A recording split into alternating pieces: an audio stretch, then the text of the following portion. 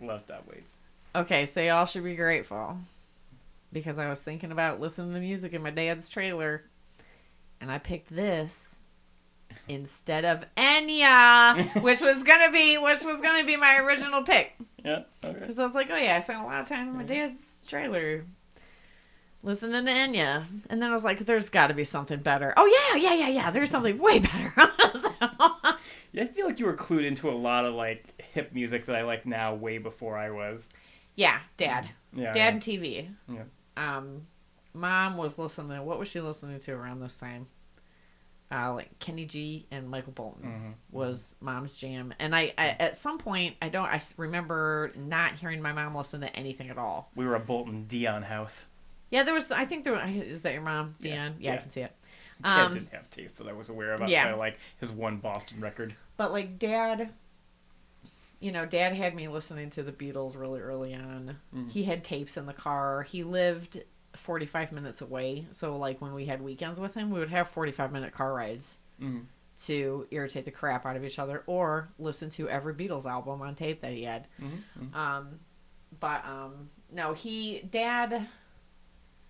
No, my dad is a person.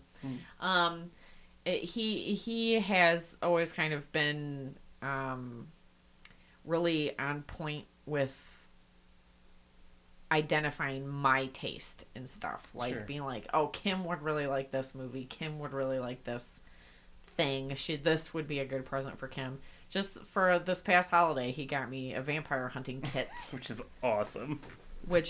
And he made it. Yeah. It's based on, like, real ones from, like, the 17th and 18th centuries. But he, like, found a cool box and lined it with velvet and made stakes and put a Bible. Like, it's dope, y'all. So, but I have, like, a legit vampire. There's holy water in it. Yeah. The cats are very curious about the vampire kit. Well, that's because of the garlic. He blessedly sealed inside of a container, but it still makes the whole vampire kit reek. But my dad has always been like, oh, Kim leans toward the macabre, and Kim leans toward the weird, and Kim leans toward the occult and the abnormal. So anything I hear or see or experience that's remotely like that, I'm going to get Kim on board.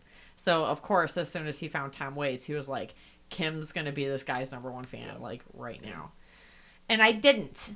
I hated it when he first presented it to me because my dad was, and I was a rebellious shit. Teenage was not a good year for me. You know, the many years I was a teenager. But it was, it took a long time for me to come around on Tom Waits because I specifically didn't like it because my dad did. Much like hip hop.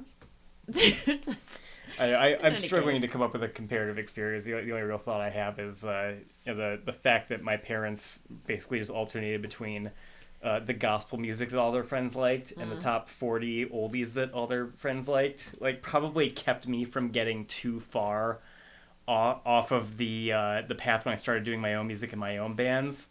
It's like a lot of the guys I hung out with as a teenager, like, it was just hardcore. Yeah. It was just punk. And, like, anything outside of that was, like, wrong and corrupted in some way. And I was just like, okay, but the Jackson 5 is, like, really good, right, guys? Yes. And so I have my parents to thank for that. Yeah. But not because it was, like, any kind of, intent on their part. But right. I am grateful that they kept me grounded in the, like, oh, it is also okay to be influenced by what everybody likes if what you want to do is sell music to people. Right.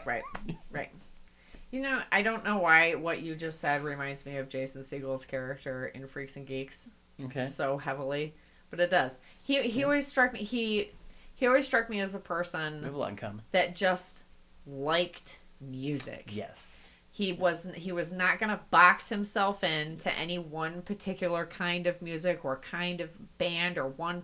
I mean, he had a love for sure. That character's not a snob of any kind. But no. But it wasn't that. I always got the impression that he just liked music. He just Yeah. wanted music. He didn't care what kind it was.